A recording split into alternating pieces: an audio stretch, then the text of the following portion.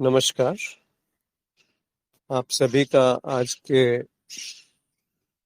आत्मबोध सत्संग में स्वागत है। ये एक अच्छा अवसर है हम सबको आपस में जुड़ने के लिए और यहाँ आध्यात्मिक विषयों पर बात करते हैं।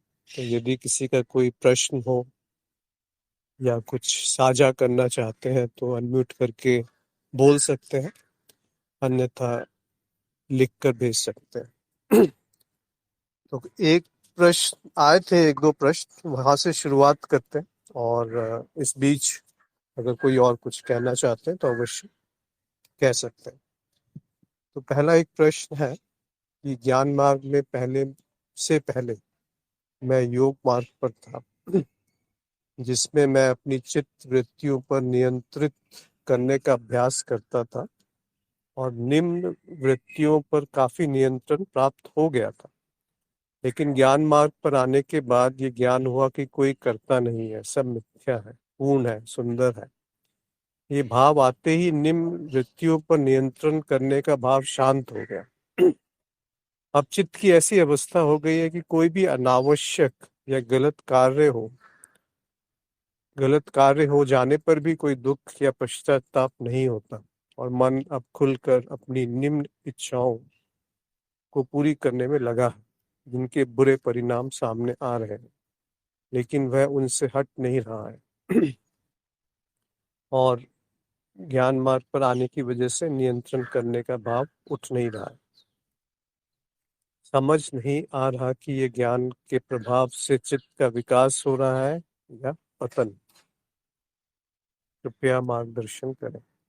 बहुत अच्छा प्रश्न है और अगर कोई साधक इसमें अपना उत्तर देना चाहते हैं तो अवश्य दें, क्योंकि प्रश्न अगर थोड़ा सा लंबा है पर कहने का अर्थ ये है कि पहले मैं योग मार्ग में था तो वहां पर चित्त वृत्तियों का नियंत्रण एक साधना मानी जाती है और योग मार्ग में यम नियम आसन प्राणायाम प्रत्याहार धारणा ध्यान समाधि भी अष्ट अष्टांग योग के अंग है। तो आपको कुछ ऐसी चीजें जो करनी है, कुछ ऐसी चीजें जो नहीं करनी है, और इससे धीरे धीरे शुद्धता आती है और अंत में जो मन है वो शांत होकर के एक जगह स्थिर हो जाता है।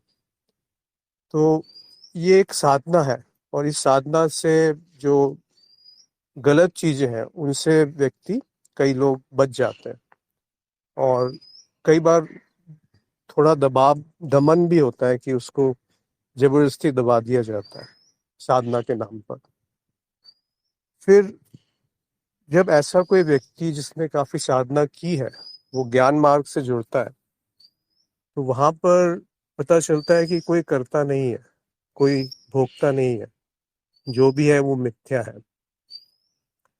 तो इस वजह से कोई नियंत्रक भी नहीं है, मतलब कोई नियंत्रण करने वाला नहीं है, और जो होना है वो तो होता ही है, वो होके ही रहेगा। इस तरह की जब विचारधारा आती है तो वो जो पहले कुछ दबाया हुआ था वो छूटने लगता है और उसका विपरीत सा कुछ होने लगेगा कि ठीक है, जब मैं कर ही नहीं रहा, कुछ कोई करता नहीं है, तो जो हो रहा है वो सही है, फिर जो भोग रहा है वो भी मैं थोड़ी भोग रहा हूँ।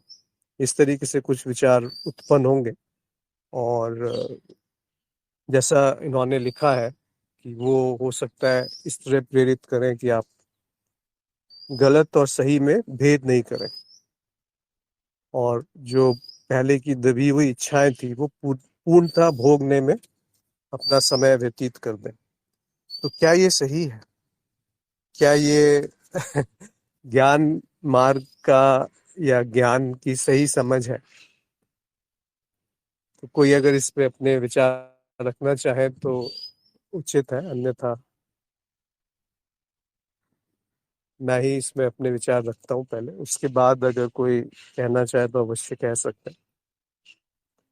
देखिए, जो ज्ञान मार्ग है वो कोई ऐसा नहीं है लाइसेंस, खुली छूट कि आप अब मुक्त हो गए कुछ भी करने के लिए। ये तो पूरी तरह से उसको गलत तरीके से समझा गया। क्यों ऐसा कहा गया? देखिए, हर मार्ग में, चाहे वो वेदांत ही क्यों ना हो, उसमें पहले साधक के गुण देखे जाते हैं, उसकी निष्ठा देखी जाती है, फिर उसको पूर्ण ज्ञान दिया जाता है। पर आज की समय में शायद वो संभव नहीं है, या उस तरह के जो गुरुकुल थे या प्रथाएं थी वो लगभग समाप्त सी हो गई हैं। और वैसे भी सब कुछ उपलब्ध है गूगल में, यूट्यूब में, या अलग अलग जगह पे। यहाँ तक कि आप किताबों में भी देखेंगे तो वहां पे भी तो सब कुछ लिखा ही हुआ है, जो ग्रंथ है, वेद है। तो किसको आप रोकेंगे और किसको आप उसका गलत अर्थ निकालने से रोकेंगे? तो जब सब पहले से ही उपलब्ध है और शुद्धिकरण नहीं हुआ है, तब ऐसा संभव है। तो जो मेरा इसमें मत है, राजीव ने लिखा है कि बुद्धि का उपयोग करें, ज्ञान हो गया है, अब साथ साथ योग को भी करते रहें, और दोनों में योग और भोग में अति न करें। बहुत सुंदर। तो इसको अलग अलग गुरुजनों ने अलग अलग रूपों में समझाया है, जैसे साधना चतुष्टयम, या अधिकारी होना, जो ज्ञान का अधिकारी है उसको ही ज्ञान मिलना चाहिए। या फिर बुद्ध ने भी इसको बड़े सुंदर रूप से समझाया। पर अगर हम साधना चतुष्टयम जो है उसका सहारा लें इस प्रश्न का उत्तर लेने में, बहुत आसानी होगी। वो ये है कि विवेक, और फिर वैराग्य, फिर षट संपत्ति, और अंत में मुमुक्षत्व। तो विवेक से शुरुआत करते हैं। तो आपने कहा कि ज्ञान हो गया है, यानी कि विवेक आ गया। इसका अर्थ क्या है? कि आपको सही और गलत का भेद समझ आ गया, आपको नित्य और अनित्य का भेद समझ आ गया, आपको क्या सुख है और क्या दुख है इसका भेद समझ आ गया, कौन सुखी है कौन दुखी है इसका भेद समझ आ गया, और कौन करता है और कौन भोगता है इसका भेद समझ आ गया, कर्म क्या है, उनका प्रभाव क्या है, इसका भेद समझ आ गया। तो यह है विवेक। तो सही गलत के जो मापदंड है वो हर एक कोई अपने हिसाब से बना लेता है। हर हर व्यक्ति मुक्त है उसको उसको निर्णय लेने में कि क्या सही है उसके लिए और क्या गलत है, और वो बदलते भी रहते हैं। आज जो आपके लिए सही है, हो सकता है 5 साल बाद वो आपको गलत लगने लगे। इस तरह आपने अपने स्वयं के जीवन में देखा होगा कैसे ये मापदंड बदलते रहते हैं। तो ये भेद जानना विवेक है। आप उसी को समझ लीजिए कि ज्ञान ज्ञान की जो शुरुआत है वो वहीं से होती है। पर इसमें भी 2-3 चरण है विवेक में। ऐसा नहीं है कि विवेक को केवल जान लेना कहीं से पढ़ के या कहीं से सुन के या शाब्दिक रूप में या सैद्धांतिक रूप में, वो विवेक नहीं होता। वो एक सूचना मात्र है। उसको तो ज्ञान भी नहीं कहा जा सकता, क्योंकि ज्ञान जो है अपने अनुभव से जो जाना गया है वो ज्ञान है। अन्यथा वो एक अज्ञान का कारण है कि मैं ब्राह्मण हूँ, मैं आत्मन हूँ। ये भी एक अज्ञान है, जब तक कि इसको पूरी तरह से जड़ में जाकर के नहीं खोजा कि क्या अर्थ है इस वाक्य का, क्यों कहा गया ऐसा। तब आप उस पे कुछ निष्ठा आएगी, उस पे कुछ दृढ़ता आएगी, उसमें कुछ स्थिति होगी। तो पहला जो है विवेक, केवल सुनना विवेक नहीं होता। तो उसका दूसरी स्थिति होती है संयम। संयम का अर्थ है कि जो सही है और जो गलत है, जिसको आपने सैद्धांतिक रूप से जाना है, वैसा करना। कई बार आपको पता है कि ये सही है, फिर भी आप उसे नहीं करते, या कई बार आपको पता है कि ये गलत है, फिर भी आप उसको नहीं करते। तो ये विवेक की कमी है। विवेक पूर्ण तरह अभी स्थित नहीं हुआ, उसमें निष्ठा नहीं हुई। वो केवल सुना है, जाना है, शाब्दिक जानकारी है। तो जब ये संयम आता है, संयम को पतंजलि ने धारणा, ध्यान और समाधि, इन तीनों को एक साथ जोड़ करके एक शब्द का प्रयोग किया था, संयम। यानी कि आप एक जगह टिक पाए और थोड़ा ज्यादा समय तक टिक पाए ध्यान को, तो उसमें आपको तुरंत उत्तर मिल जाएगा कि ये जो सही है या गलत है। ये करने योग्य है या त्यागने योग्य है। तो वो जो संयम है कि अति नहीं करनी किसी चीज की, समता है या मध्य मार्ग है जो बुद्ध ने कहा, तो वो होना आवश्यक है, नहीं तो विवेक हुआ ही नहीं। उसको आप विवेक नहीं कह सकते अगर संयम साथ में नहीं है। और फिर तीसरा है कि उसमें अहंकार नहीं जागना। अगर आपके अंदर विवेक भी आ गया और साथ में संयम भी है, तो अहंकार आ गया साथ में कि देखो मैं तो इतना अच्छा हूँ या अच्छी हूँ, और वो संसारी व्यक्ति है, तुच्छ है। तो ये भी एक विकृति है, इससे भी दंभ है, दिखावा है, जिससे कि विवेक का नाश हो जाए। तो फिर संयम, विवेक और साथ में तीसरी जो बात कही अहंकार, वो साथ में नहीं जुड़ना चाहिए। अगर जुड़ गया तो फिर ज्ञान नहीं हुआ, फिर विवेक नहीं जागृत हुआ। और चौथी चीज जो कही गई है वो है करुणा। मतलब सबके लिए प्रेम जागृत होता है, एक एक अपनापन, एक जैसे वो मेरा ही स्वरूप है, तभी तो वो विवेक परिपक्व हुआ। तो ये चारों जब स्थितियां हुई तब जाकर के विवेक हुआ या ज्ञान हुआ। पर बात यहाँ समाप्त नहीं होती, इसको तो हमने पहला कदम कहा, विवेक। फिर इससे इसका प्रभाव क्या आता है? अनासक्ति इसका प्रभाव होता है या वैराग्य इसका प्रभाव होता है। वैराग्य का अर्थ है कि राग नहीं होना किसी चीज से। तो उसके साथ ही दूसरा शब्द जुड़ जाता है कि किसी से द्वेष नहीं होना। जब ये दोनों एक साथ होते हैं तो उसको अनासक्त कह सकते हैं या वैराग्य कह सकते हैं। ना किसी से राग है, ना किसी से द्वेष है। वो जो स्थिति है वो पूर्णता की स्थिति है। उस समय सब कुछ सुंदर है, प्रेम पूर्वक है, आनंद में है। तभी तो जाकर कह सकते हैं कि ज्ञान मार्ग में जो अगला स्थिति है निधि ध्यासन, वो हुआ श्रवण और मनन के बाद। फिर यहाँ पर इसके आगे कहा गया षट संपत्ति। उसको अगर हम ज्ञान मार्ग की दृष्टि से कहें तो आप साक्षी भाव समझ लीजिए।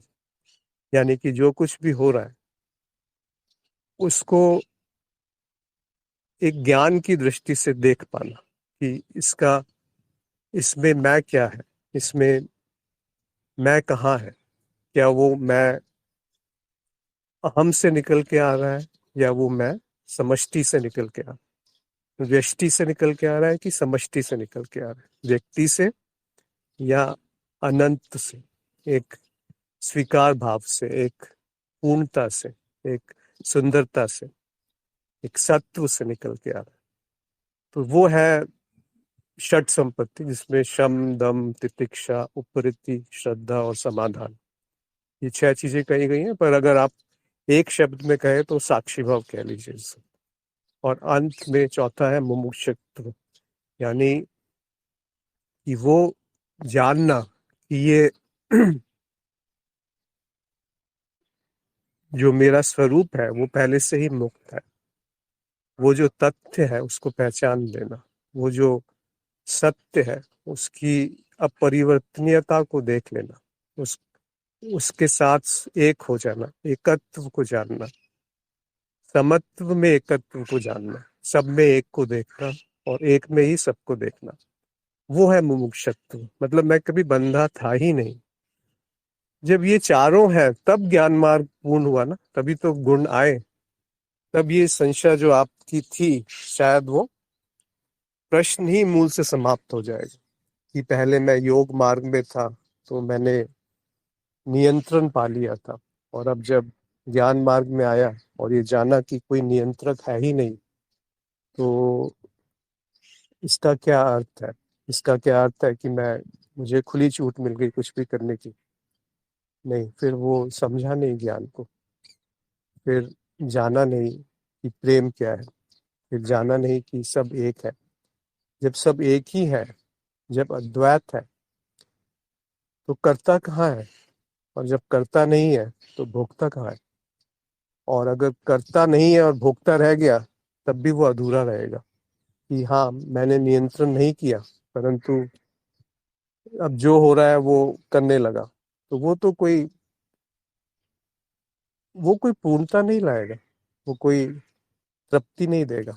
देखिए, इच्छा जो है वो मूल आधार है सब कर्म का। अब इच्छाओं को भी आप देखेंगे तो दो तीन संभावनाएं हैं। एक संभावना है कि आपके पास साधन है और वो तृप्ति हो गई, आपने उसको पूरा कर लिया, तो उससे संतुष्टि होती है, तृप्ति मिलती है उससे। दूसरा है कि वो आपने जान लिया विवेक के द्वारा कि ये इच्छा पूर्ण करने से हानि है, नुकसान है, या ये हित में नहीं है मेरे शरीर के लिए, दूसरों के लिए, मन के लिए और आध्यात्मिक विकास के लिए। इन सब में इसको पूरी करने से इससे नुकसान है, इससे या या उससे सहायक नहीं है ये मेरे लिए, प्रगति के लिए, विकास के लिए। तो उसको आपने अनदेखा कर दिया, छोड़ दिया, त्याग दिया, या कभी कभी उसका दमन कर दिया। तीसरी स्थिति आती है जब अवलोकन होता है, जिसको साक्षी भाव कहा गया। उस समय आप इच्छा के मूल पे जा पहुंच गए कि इच्छा कहाँ से उत्पन्न हुई, किसकी इच्छा है, वो पूरी कहाँ होगी, उसको पूरी करने से क्या होगा, तृप्त कौन होगा और कितनी देर तक वो तृप्त रहेगा। तो उस समय जो आता है वो अचाह की स्थिति होती है, जब इच्छा का अभाव होने लगता है।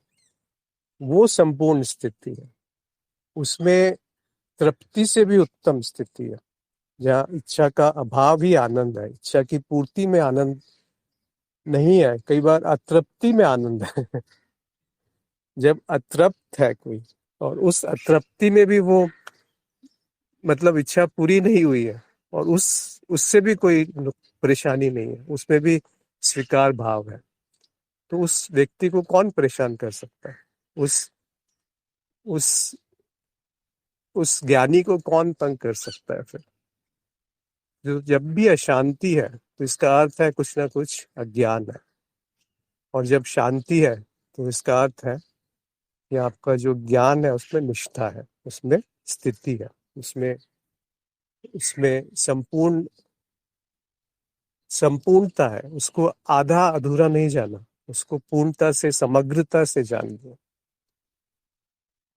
तो अगर यदि किसी को इसमें कुछ जोड़ना है या कुछ चीज हो जो जिससे वो सहमत नहीं है, तो अवश्य अपनी बात रख सकते हैं या अपना अनुभव साझा कर सकते हैं, या हो सकता है किसी और तरीके से आपने इसको अपने जीवन में देखा है, तो उस तरीके से आप उसको बयान कर सकते हैं, या अभी साझा करना चाहें तो अवश्य कर सकते हैं। पर ये महत्वपूर्ण सवाल है कि एक ज्ञान को एक छोटी से दायरे में नहीं कैद करना चाहिए कि कोई करता नहीं है, कोई नियंत्रक नहीं है, तो इसका अर्थ हुआ कि सब कुछ, मुझे तो खुला लाइसेंस है कुछ भी करने का। ये तो फिर गलत धारणा हो गई। तो इसको आप पूर्णता से देखें, पूर्णता से समझिए कि जीवन के लिए वो सहायक है, किसी की उसमें हानि तो नहीं हो रही है। इसमें अपने आप को बहुत ज्यादा कोसने की भी आवश्यकता नहीं है। कभी कभी चित्त का जब दमन किया गया होता है या मन को जो दबाया जाता है, तो वो जैसे बांध में पानी है, अगर वो बांध टूटेगा तो एक साथ पूरा का पूरा पानी बह जाता है, बड़ी तीव्र गति से वहां से बहता है। तो वैसे ही कई बार मन के साथ होता है कि आप उसको अगर बलपूर्वक दबाएंगे, दमन करेंगे, तो कभी ना कभी वो बांध की तरह फूटेगा। पर जब ज्ञान होता है तो वो गीता में जैसा लिखा है, वो समुन्द्र की तरह होता है। उसमें कितनी भी नदियां मिल जाए वो बढ़ता नहीं है, और एक दो नदी ना भी मिले तो वो घटता नहीं है। तो वो समा लेता है सब इच्छाओं को अपने में। फिर इच्छाएं पूरी हो जाए तब भी वो उछलता नहीं है, और ना पूरी हो तब भी वो दुखी नहीं होता। उसी को स्थित प्रज्ञ कहा गया, उसी को ज्ञानी कहा गया, या उसी को आत्मज्ञानी कहा गया, उसी को आत्मबोध कहा गया, उसी को समाधि कहा गया, जो समाधिस्थ है, जो सहज समाधि में है। तो ये प्रौढ़ता आनी आवश्यक है, ये धैर्य आना आवश्यक है, और एक मध्य मार्ग जिसको कहते हैं, अति नहीं करना, ना अध्यात्म की अति करनी है, ना संसार की अति करनी है, क्योंकि जो माया है वो संतुलन बना ही लेगी, वो सुंदरता से संतुलन बनाएगी। पर उस सुंदरता को कई बार देखना नहीं आता हमें, तो हमें लगता है कि ये तो मेरे साथ ज्यादती हो रही है, मेरे साथ गलत हो रहा है। तो इसको जांचिए, इसको परखिए, इसको समझिए, और यदि कोई कुछ कहना चाहते हैं तो अवश्य कहिए, अन्यथा अगले प्रश्न पे चलते हैं। योगेंद्र का एक प्रश्न है कि क्या एक पूर्ण आत्मज्ञानी को शारीरिक या मानसिक पीड़ा का अनुभव एक सामान्य मानव से ज्यादा होता है या कम होता है? पहले तो कोई पूर्ण और आधा आत्मज्ञानी नहीं होता, और यहाँ तक कि कोई आत्मज्ञानी ही नहीं होता। आत्मज्ञान होता है, और आत्मज्ञान में यही होता है, पता चलता है कि कोई ज्ञानी नहीं है। तो ज्ञानी का अंत ही आत्मज्ञान है, पर क्योंकि भाषा की सीमाएं हैं तो उसको हम ज्ञानी कह देते हैं या आत्मज्ञानी कह देते हैं। तो आप पूछना चाह रहे हैं कि जो जिसको ज्ञान हो गया, जिसकी ज्ञान में निष्ठा हो गई मान के चलते, तो उसको शारीरिक या मानसिक पीड़ा का अनुभव ज्यादा होता है या कम होता है उससे जिसको ये ज्ञान अभी तक नहीं हुआ है? तो इसमें दोनों संभावना है। जब आप ज्ञान होता है तो संवेदनशीलता बढ़ जाती है, और संवेदनशीलता बढ़ने से आपको छोटी छोटी चीज, छोटा सा भी दुख आप पकड़ पाएंगे, और छोटा सा भी सुख आप पकड़ पाएंगे। तो वो व्यक्ति ज्यादा सुखी और दुखी हो सकता है, पर चूंकि उसमें ज्ञान भी है तो वो संवेदनशीलता उसको तुरंत ज्ञान की तरफ धकेल देती है। और जो संवेदनशील नहीं है व्यक्ति, और जिसमें अज्ञान है, वही तो संवेदनशील नहीं होगा। अगर ज्ञान है तो संवेदनशीलता ना हो, ऐसा संभव ही नहीं है। तो अज्ञान के साथ संवेदनशीलता का अभाव होता है, तो उसमें संवेदनशीलता केवल अपने प्रति रहती है कि जो मुझे सही लगता है वही सही है, या जो मेरे लिए अच्छा है वही अच्छा है। तो उसमें अन्य के प्रति एक कई बार प्रतिस्पर्धा या दुश्मनी, द्वेष या अति मोह, पकड़ के रखना, जकड़ के रखना, इस तरह की भावनाएं उत्पन्न होने लगती हैं, और वो फिर आपको दुखी ही करेंगी अंत में। तो साधारण मानव से जो मापदंड है, पीड़ा मापदंड नहीं है, जीवन में दुख जो है वो मापदंड है। कि अगर ज्ञानी है और दुखी है तो इसका अर्थ है कि ज्ञान हुआ नहीं, क्योंकि जो संवेदनशीलता है उसके साथ साथ दुख का भी अभाव आ ही जाता है। जो ज्ञान जब उत्पन्न होता है, जब उसमें निष्ठा होती है, जो पहले बात करी कि विवेक, वैराग्य, साक्षी भाव और मुमुक्षुत्व, यानी ज्ञान को पूर्णतः सही रूप में, सही जगह से जैसा है वैसा ही जान लेना, जब ये चारों हो गए तब दुख एक मापदंड है कि यदि जीवन में इसके बाद भी दुख है तो ऊपर दोबारा से उन चारों पे जांच लेना चाहिए कि कहाँ पर त्रुटि रह गई, कहाँ पर कुछ छूट गया। तो एक ज्ञानी को भी सामान्य उतना ही सुख और दुख होता है, सुख और दुख नहीं कहना चाहिए, उतना ही पीड़ा या दर्द या अच्छी संवेदनाएं होती हैं, सुखद संवेदनाएं होती हैं जितनी एक साधारण व्यक्ति को होती है। पर वो उसमें कैसी प्रतिक्रिया करता है वो भिन्न है दोनों में। तो अगर आपको एक और मापदंड लगाना है ज्ञानी और अज्ञानी के व्यवहार से, तो एक जो है वो अपने ऊपर ले लेगा सब कुछ प्रतिक्रिया, कि मेरे को उसने ऐसा क्यों बोल दिया, मैं उसको बदला लूंगी, और वो फिर जीवन तक चलता रहेगा, सालों तक चलता रहेगा कि जब मौका मिलेगा तो मुझे उसे सिखाना है। ये क्या है? ये क्या एक ज्ञानी के लक्षण है? ये तो मूर्खता के लक्षण है, क्योंकि जो आपके जीवन में घटा उसके लिए आपके सिवा और कौन जिम्मेदार हो सकता है? अगर आप अभी भी किसी अन्य को जिम्मेदार ठहराते हैं तो ज्ञान कहाँ हुआ?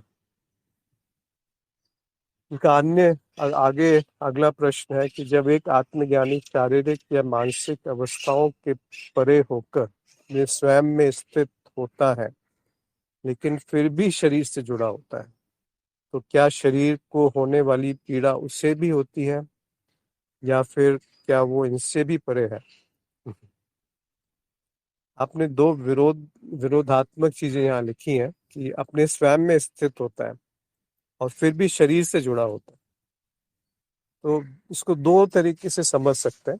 हो सकता है आप स्पष्ट करना चाहें तो अच्छा है कि पहला ये कि वो स्वयं में स्थित है, पर क्योंकि प्रारब्ध बचा है, जीवन बची है स्थिति, तो वो शरीर से भी जुड़ाव बाकी है। नहीं तो शरीर नष्ट हो जाएगा अगर पूरी तरह से शरीर से जुड़ाव समाप्त हो गया।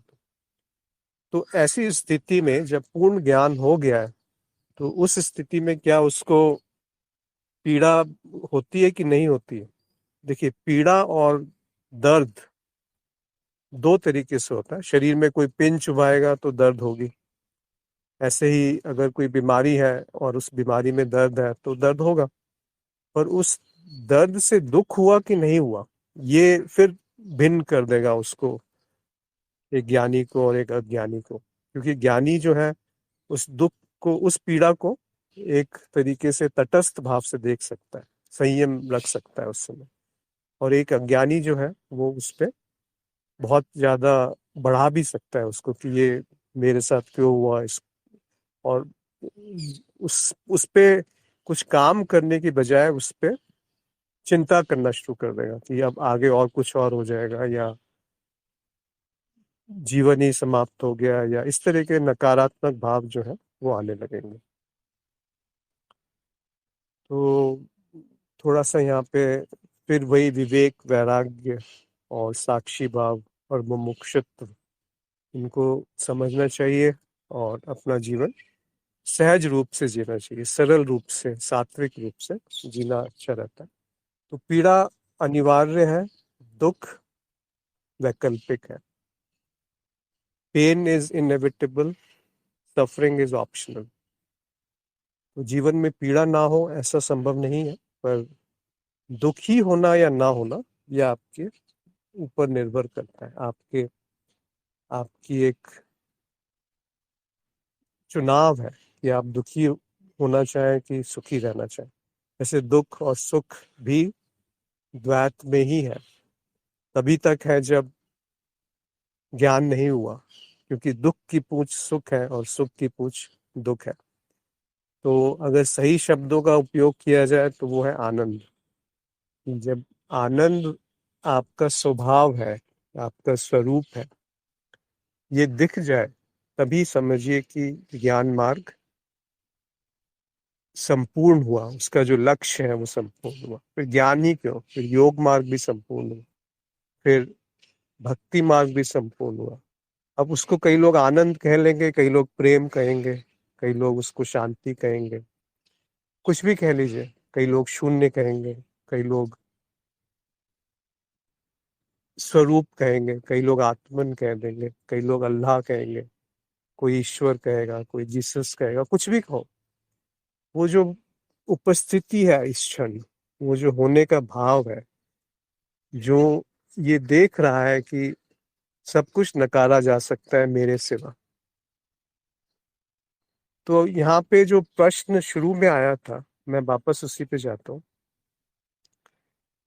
कभी कभी ये कहा जाता है कि तुम ना करता हो ना भोगता हो और तुम हमेशा मुक्त हो। फिर दूसरे वाक्य में ये कहा जाता है कि संयम रखने की आवश्यकता है। एक तरीके से एक एक मध्य स्थिति, एक अति नहीं करनी चाहिए, मध्य मार्ग करना चाहिए। तो दोनों में एक विरोध दिखता है, एक एक तरह से कॉन्ट्रडिक्शन है दोनों में। तो उसको कैसे समझा जाए?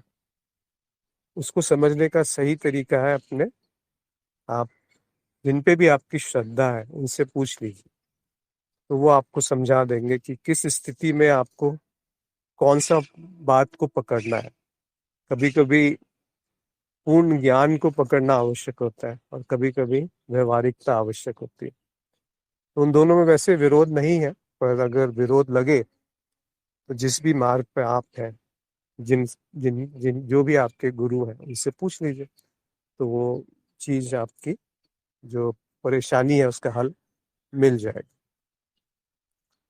राजीव ने एक लिखा है कि मुझे यानी शरीर को तो शारीरिक पीड़ा पहले जैसी ही होती है, पर प्रतिक्रिया यानी मन और अहम प्रतिक्रिया धीमी है, या संतोष और विश्वास ज्यादा है कि ये भी गुजर जाएगा। जी हाँ, वही बात कही गई। तो आशा है ये स्पष्ट हुआ होगा जो योगेंद्र को और बाकी जो साधक जुड़े हैं। अगर कोई कुछ इसमें पूछना चाहते हैं या कहना चाहते हैं या जोड़ना चाहते हैं अपने अनुभव को या अपनी समझ को, कि किस तरह से आप इसको देखते हैं अपने जीवन में, तो आप अपने विचार व्यक्त कर सकते हैं। खासकर इस बारे में कि क्या ज्ञान मार्ग में ज्ञान होने के बाद आपको कुछ भी करने के लिए मुक्ति है। तो यहाँ देखिए त्रुटि तो रह गई ना, कि कुछ भी करने के लिए, तो ज्ञान कहाँ हुआ। ज्ञान का अर्थ है कि करता ही नहीं रहा। तो जब तक ये भाव है कि मैं निम्न प्रकार की क्रियाओं में अभी भी लिप्त हूँ, तो वैराग्य कहाँ हुआ, तो अनासक्ति कहाँ आई। तो इसे थोड़ा सा मनन कीजिए, और यदि कोई कुछ और विषय पे बात करना चाहते हैं तो आपका स्वागत है। एक मैसेज आया, यदि ज्ञान के उपरांत साक्षी भाव में ही रहना चाहिए तथा उसी स्वरूप में स्थित थे स्थित हुए उत्तरजीविता हेतु आवश्यक कार्य करते रहना चाहिए। ऐसी स्थिति में यदि कोई विद्यार्थी है या कोई और कुछ अध्ययन करने वाला है, वो साक्षी भाव में रहते हुए अध्ययन कैसे करे, क्योंकि साक्षी भाव में तो वो मात्र साक्षी या अनुभव करता है। फिर वो अध्ययन हेतु कर्ता भाव का क्या होगा। क्या ऐसी स्थिति में अध्ययन संभव है। देखिए आपने जो पूछा है उससे ये साफ पता चलता है कि आप साक्षी भाव क्या है वो समझ नहीं पाए। क्या आप कार्यक्रम में हैं। जी, कौन से चरण में है या कितने अध्याय समाप्त हुए। सत्यापन यानी कि आपने सारे सुन लिए और अभी उसका सत्यापन कर रहे हैं, तो अभी साक्षी भाव भूल जाइए। जो गुरुजी भी आपको वही सलाह देंगे कि अभी साक्षी भाव क्या है वो सैद्धांतिक रूप से समझ लीजिए, पर जब एक बार परीक्षा हो जाए उसके बाद साक्षी भाव की साधना शुरू होती है। क्योंकि आपने दो चीजें लिखी हैं जो कि जानना आवश्यक है। पहला ये कि ज्ञान के उपरांत साक्षी भाव में ही रहना चाहिए। तो अभी ज्ञान पूर्ण नहीं हुआ ना, अभी तो सत्यापन बाकी है, अभी तो परीक्षा बाकी है। अभी तो आप जिनको भी गुरु मान रहे हैं, अगर आप मार्ग में हैं तो गुरु माना है आपने उनको, और तो उन्होंने आपको अभी कहाँ बताया कि आप साक्षी भाव में रह सकते हैं। क्योंकि अगर एक बार आपकी परीक्षा हो गई उसके बाद साक्षी भाव में रहना कैसे वो भी बताया जाएगा। वैसे संक्षेप में जो बताया गया है मैं उसको स्पष्ट कर देता हूँ कि साक्षी भाव का अर्थ ये नहीं कि आप कभी साक्षी हैं और कभी नहीं है, और जब आपने ये जान लिया कि मैं साक्षी हूँ तभी वो साक्षी भाव है। यानी कि आपने ये जाना कि मैं साक्षी हूँ तभी आप साक्षी हैं, ऐसा नहीं होता। और साक्षी भाव से अध्ययन ही क्यों, फिर तो सारी गतिविधियां रुक जानी चाहिए, क्योंकि साक्षी तो कुछ भी नहीं करता। तो थोड़ा सा इस पे मनन कीजिए, जो सत्यापन है वो ढंग से कीजिए। उसके बाद आपको आपने मात्र जिज्ञासावश पूछ लिया था, त्रुटि नहीं, नहीं, क्षमा की बात नहीं। देखिए, जब तक आप पूछेंगे नहीं तब तक वो स्पष्ट कैसे होगा। तो इसमें कोई सही गलत नहीं है, ना कुछ मुझे ज्यादा पता है और आपको कम पता है।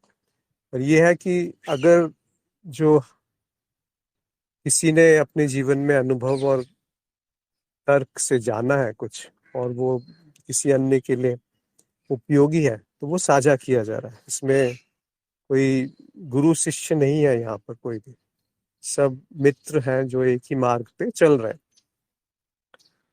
तो आपकी शायद उम्र कम है, क्योंकि आप अभी शायद एक स्टूडेंट हैं। तो आप ये अध्ययन कीजिए, और ज्ञान मार्ग पे भी हैं तो उस पे चलिए। आप कुछ समय बिताइए इसके साथ। और साक्षी भाव को, ज्ञान होने के बाद साक्षी भाव स्वतः आता है, और स्वतः साक्षी भाव नहीं है तो ज्ञान भी नहीं होगा। दोनों एक दूसरे के पूरक है। फिर भी मूल ज्ञान पहले से दे दिया जाता है, ताकि ये समझ में तो आए कि साक्षी भाव है क्या, सैद्धांतिक रूप से। फिर उसको जीवन में निधि ध्यासन की तरीके से अपने जीवन में लाना है। जो आज थोड़ी देर पहले बात करी थी कि विवेक है, फिर वैराग्य है, फिर साक्षी भाव है। तो जब विवेक है और साथ साथ वैराग्य आ ही जाएगा, साक्षी भाव आ ही जाएगा, और मुमुक्षुत्व भी आ ही जाएगा। मुमुक्षुत्व का अर्थ कुछ ज्यादा बड़ी चीज मत समझिए। उसका अर्थ है कि जो जैसा है उसको वैसा ही जान लेना, वो मुमुक्षुत्व है। इसका अर्थ क्या हुआ कि आपने अपने स्वरूप को वैसे ही जान लिया जैसा वो है, तो आप वैसे उसी से क्षण मुक्त हो गए ना। वही तो मुमुक्षुत्व है। मोक्ष की एक इच्छा। किससे मोक्ष की इच्छा? अपने दुख से मोक्ष की इच्छा। आपने लिखा कि अध्ययन करते समय साक्षी भाव, तो अध्ययन हेतु कर्ता भाव का क्या होगा? साक्षी भाव में कर्ता भाव को भी देख लीजिए कि कर्ता भाव उठ रहा है, और इस समय अध्ययन करने की पूरी, मतलब देखिए, साक्षी भाव को गलत समझा जाता है। इसको एक सरल शब्दों में बता रहा हूं मैं कि जिस समय जो सामने है और वो आवश्यक है, तो आप 100% उसी में लिप्त है, उसी में गुम हो गए। इतने गुम हो गए कि अपने आप को भूल गए। तो वो भी एक तरह का साक्षी भाव ही है। क्यों? क्योंकि जो प्रकट है वो भी तो आप ही है, और अगर वो प्रकट नहीं होता तो साक्षी भाव को कैसे पकड़ते? तो साक्षी भाव जो है वो एक तरह से चित्त की वृत्ति है, जिसमें केवल इतना पता चलता है कि मैं ही साक्षी, और जो कुछ भी है वो एक प्रतीति है, एक मिथ्या है, एक बदलाव है, परिवर्तन है। और वो भी सुंदर है। अंत में ये भी पता चलेगा, साक्षी भाव जब दृढ़ होगा, कि जो परिवर्तन है, जो मिथ्या है, वो भी मैं ही हूं। यानी कि साक्षी और जो साक्ष्य है वो दो नहीं है, वो एक ही। उनमें कोई भेद नहीं है। तब जाकर के वो ज्ञान पूर्ण होता है। और वो ज्ञान, इस पूर्णता में साक्षी भाव रहे या ना रहे, ये भी चिंता नहीं रहती फिर। तब साक्षी भाव भी पूर्ण होता है, क्योंकि जो आप कर रहे हैं, अगर उसी को आप पूरी तन मन लगन और अपने पूरी उसको ध्यान से करेंगे, तो आप पूर्ण है उस समय। उस समय अपूर्णता का भाव नहीं आएगा। तो साक्षी भाव को कुछ विशेष स्थिति नहीं मानना चाहिए। वो इतनी सी स्थिति है कि जब साधन चतुष्टयम पूर्ण है, तो वो साक्षी भाव है। क्योंकि साक्षी भाव में हमेशा जो कुछ भी होगा वो सुंदरता से होगा। कभी कभी आवश्यक है तो आपको कठोर होना पड़ेगा, आपको अपनी रक्षा करनी पड़ेगी। और कभी कभी आवश्यक है तो आपको ठोस कदम उठाने पड़ेंगे, पर वो भी पूरी प्रेम से, पूरे अंदर से प्रेम। प्रेम का अर्थ ये नहीं कि आपको हमेशा व्यवहार में प्रेम प्रकट करना है। प्रेम का अर्थ है कि आप अंदर से प्रेम प्रकट है। अंदर जैसे एक माँ है, उसका अपने बच्चे के प्रति अंदर से प्रेम है। वो अभिव्यक्ति हमेशा नहीं होती, अभिव्यक्ति तो गुस्से में भी होती है, क्रोध में भी होती है। कई बार वो पिटाई भी कर देती है बच्चे की। कई बार उसको डॉक्टर के पास ले जाएगी सुई लगाने के लिए। क्यों? दर्द हो रहा है ना बच्चे को, तो क्यों सुई लगा रही है माँ? वो इसलिए क्योंकि उसे प्रेम है। वो प्रेम जो आपको अपने लिए है, वो प्रेम अगर वही उसी तीव्रता से वो प्रेम सब में दिखे, तो वो ज्ञान परिपक्व है। तब जाकर के जो साधन चतुष्टयम है वो पूर्ण हुए, तब ज्ञान मार्ग का अंत हुआ, तब साक्षी भाव का भी अंत हो गया। क्योंकि उसके बाद क्या आवश्यकता है साक्षी भाव? जब प्रेम प्रकट है तो साक्षी भाव भी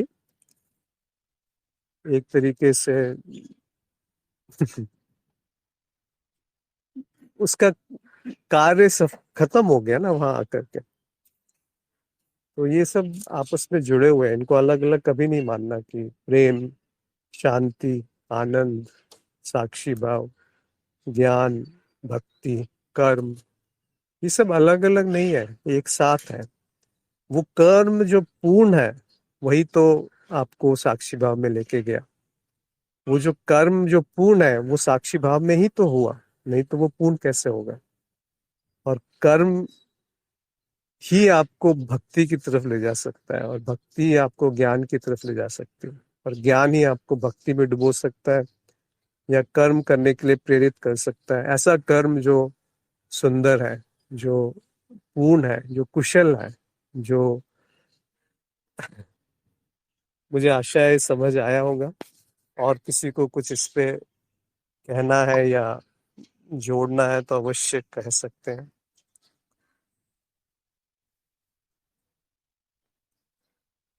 किसी और को कोई प्रश्न हो या कोई अभिव्यक्ति हो, अनुभव साझा करना चाहते हैं तो अवश्य करें,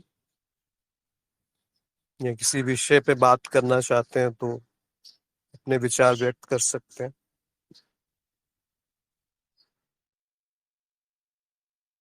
खुलकर भी पूछ सकते हैं या लिख करके कुछ भेजना चाहते हैं संदेश।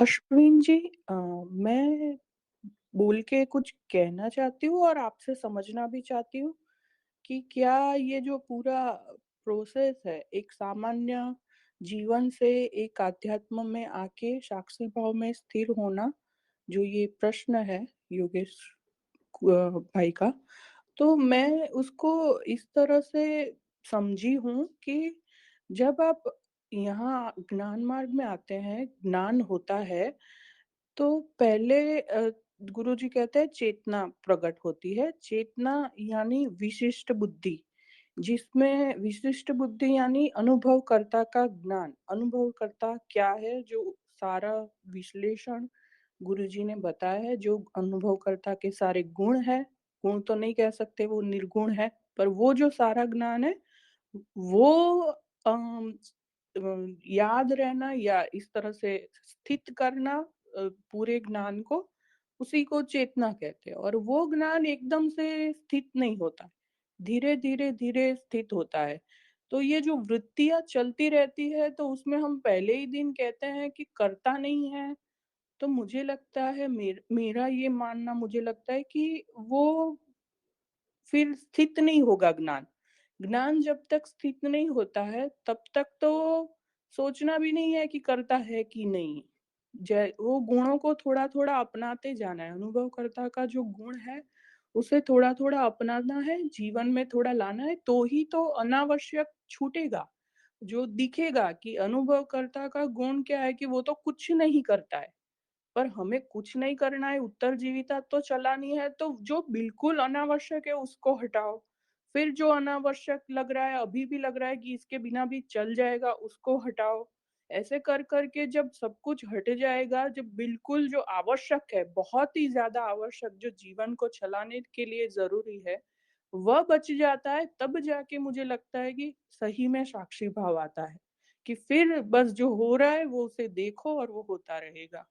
क्या ये मेरी समझ सही है? मैं आपसे भी थोड़ा समझना चाहूँगी। नहीं, आपकी बिल्कुल समझ सही है, उसमें कोई गलत नहीं कहा आपने। पर अलग अलग साधक अलग अलग समय पर ज्ञान मार्ग पे आते हैं। तो कुछ ऐसे साधक होते हैं जो पूरी तरह से तैयार होते हैं, जिनकी पूर्व साधना इतनी प्रगाढ़ होती है, इतनी दृढ़ होती है कि वो बस थोड़ी देर में ही एक हल्के से इशारे की आवश्यकता होती है उनको, तो वो पके हुए फल है। तो उनको फिर ये सब मतलब उतना समय नहीं लगता। जैसे ही वो बताया, वो पूरी की पूरी बत्ती जल गई।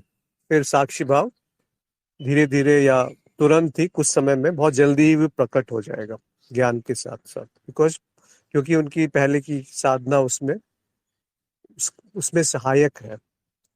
कुछ साधक ऐसे होते हैं जो शुरुआत ज्ञान मार्ग से करते हैं और कोई पूर्व साधना बहुत कम है। तो पहली बात तो ऐसा होता है कि फिर वो टिक नहीं पाते ज्ञान में, जैसे आपने कहा कि सिद्ध नहीं हो पाते, और वो फिर से संसार में भटक जाते हैं। पर फिर भी पीछे कहीं ना कहीं बैकग्राउंड में, मतलब कहीं ना कहीं पृष्ठभूमि में वो रहता है कि ये जो मैंने सुना था इसमें कुछ तो तथ्य था, कुछ तो सही बात थी, कुछ तो था, कुछ तो हुआ। तो वो कहीं ना कहीं उनको दोबारा प्रेरित करेगा कुछ समय बाद, जब मौलिक इच्छाएं पूरी हो जाएंगी, कि दोबारा से उसमें आकर्षण होगा, एक तरीके से दोबारा से उसकी तरफ झुकाव आएगा। और ज्यादातर साधक जो है इसके बीच में कहीं होते हैं, मतलब थोड़ी साधना करी हुई है और थोड़ा कुछ नयापन है। तो ये सबके लिए अलग अलग यात्रा है। पर इसीलिए जो विधिवत कार्यक्रम बनाया गया है, वो अगर कोई करे विधिवत रूप से, तो वो कदम इसलिए दिए गए हैं कि पहले त्रिज्ञान कर लिया जाए। उसमें आपको मौलिक ज्ञान हो गया, बस वहां पे भी अंत हो सकता है कार्यक्रम का।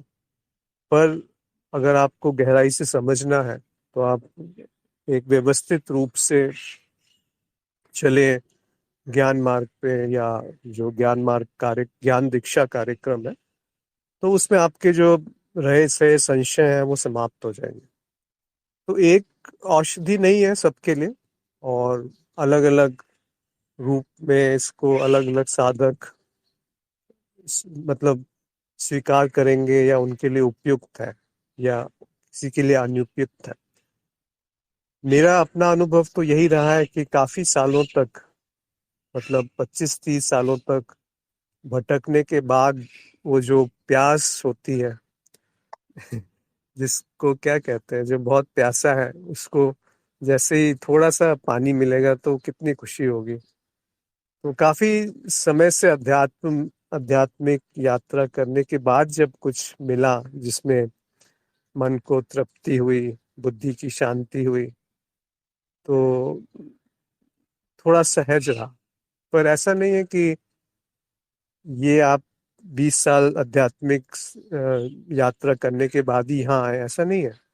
आजकल तो आप छोटे छोटे बच्चे भी देखिए कितने विलक्षण होते हैं, कितनी प्रतिभाशाली होते हैं। उनको भी ऐसा नहीं है कि उनकी पूर्व पूर्व की साधना है जो वो उस तरीके से विलक्षणता उत्पन्न है। तो कह नहीं सकते। आपको किसी को बहुत जल्दी हो जाएगा, किसी को थोड़ा समय लगेगा, किसी को अगले जन्म में होगा, पर होना जरूर है।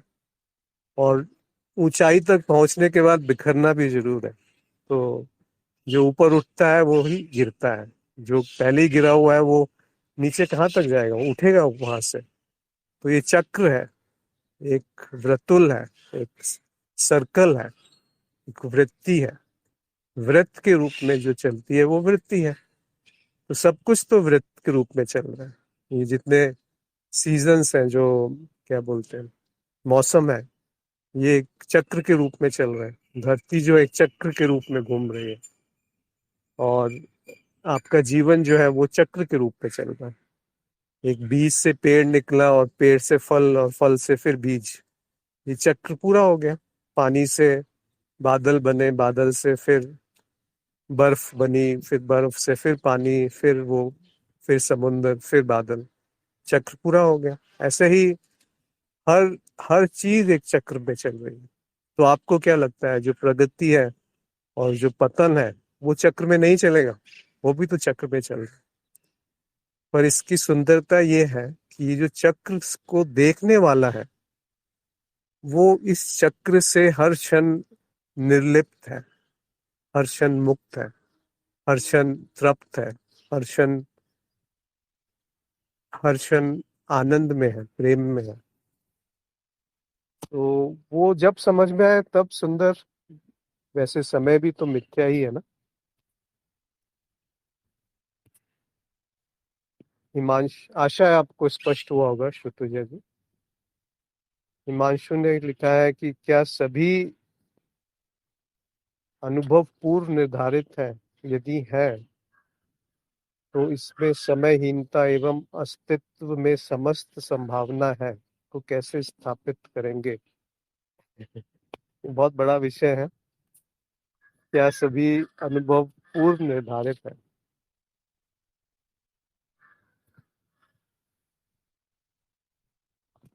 इसको आप, अनुभव जो शब्द यहाँ आपने उपयोग किया है वो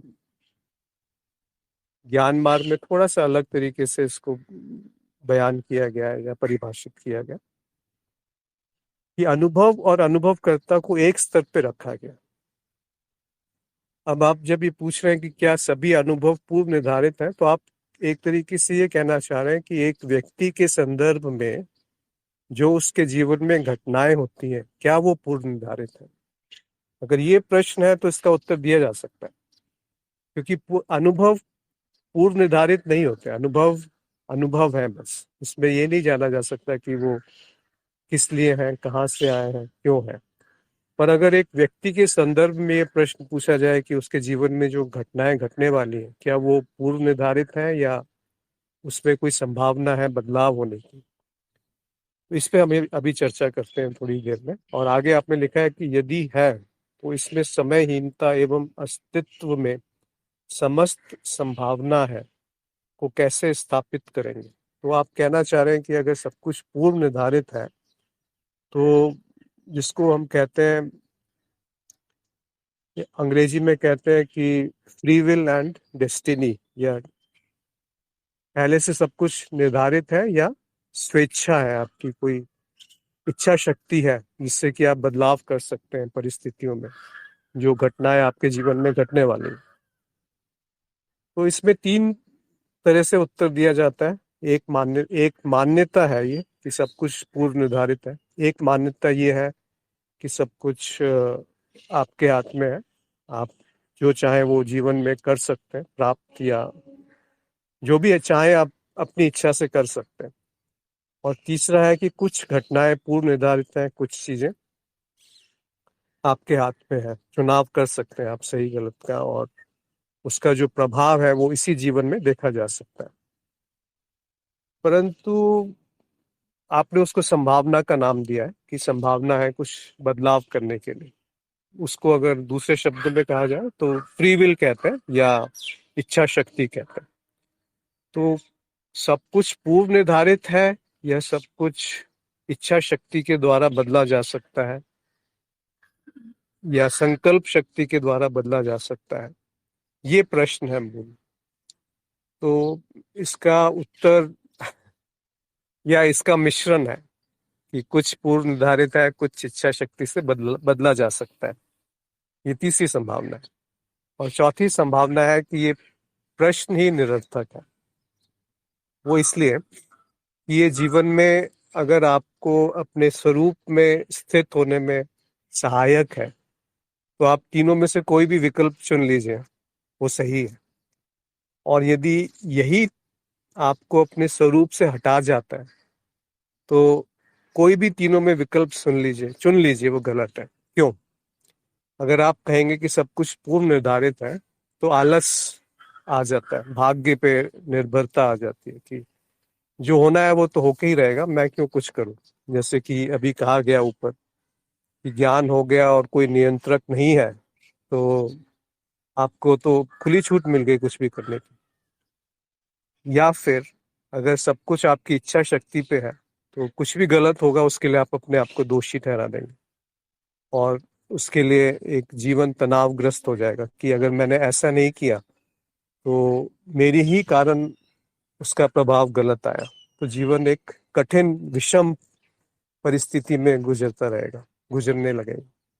और तीसरा है कि मिश्रण है, कुछ चीजें आपने मान ली कि पूर्व निर्धारित है और कुछ चीजें मान ली कि पूर्व निर्धारित नहीं है, आपकी इच्छा शक्ति पे है। तो यहाँ पे आप गौर से देखेंगे तो जो चीज सही होती है जीवन में उसको आप इच्छा शक्ति पे बोल देते हैं, और जो चीज गलत होती है उसको आप पूर्व निर्धारित कह देते हैं। देखिए कितनी सूक्ष्मता से मन खेल खेलता है।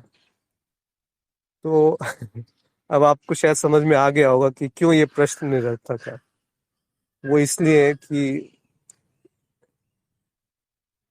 वैसे अगर आप मेरी राय जानना चाहते हैं तो सब कुछ पूर्व निर्धारित है, इसमें कोई संशय नहीं। क्योंकि आप कहाँ जन्मे, आपके कौन से विचार आ रहे हैं, और कौन से विचार कब तक टिके रहेंगे, आपकी कब मृत्यु होगी, आपके जीवन में क्या क्या घटनाएं घटेंगी, ये सब निर्धारित हो चुका है। उसी को प्रारब्ध कहा गया।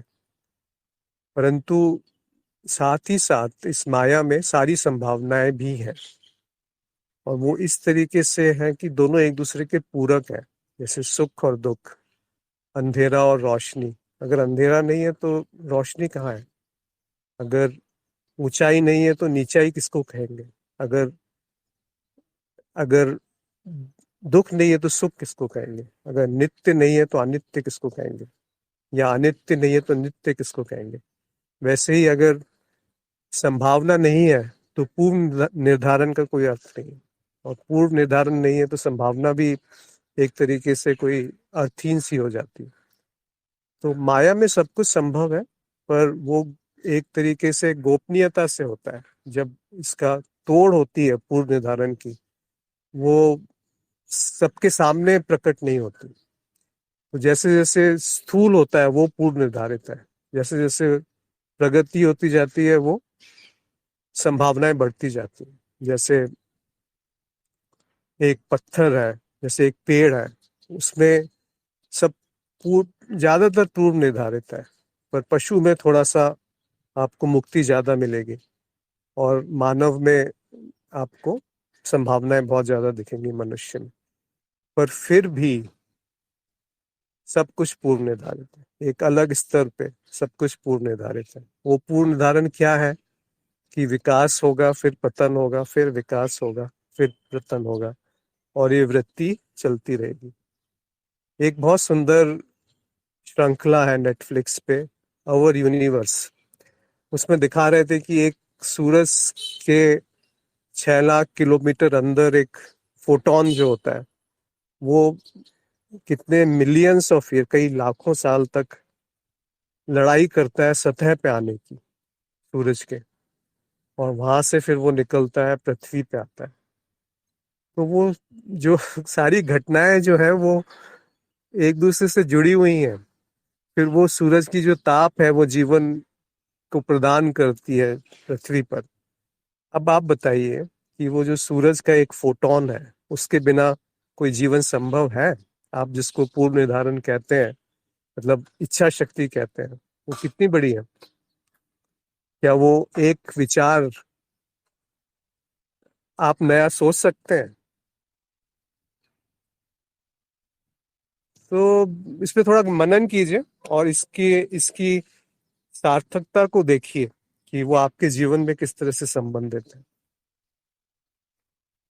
रमाकांत जी ने लिखा है कि हर साधक की अलग या विशिष्ट स्थिति है, इसलिए गुरु की आवश्यकता होती है जो यथा योग्य निर्देश देता है, हर एक के लिए अलग निर्देश। जी हाँ, बिल्कुल सही कहा आपने। वैसे संयोग की बात है कि कल जो फ्राइडे को सत्संग हुआ इंग्लिश में, उसमें भी ये दो ही चीजें बात की गई। ये दो ही प्रश्न मुख्य रूप से बात की कि इज देयर फ्री विल और is the free will an illusion, ये प्रश्न था। और दूसरा प्रश्न ये था कि ज्ञान होने के बाद क्या खुली छूट मिल जाती है कुछ भी करने की। और संयोगवश यही दो सब विषय आज के वार्ता में भी आए संयोगवश। तो आप इस पे मनन कीजिए।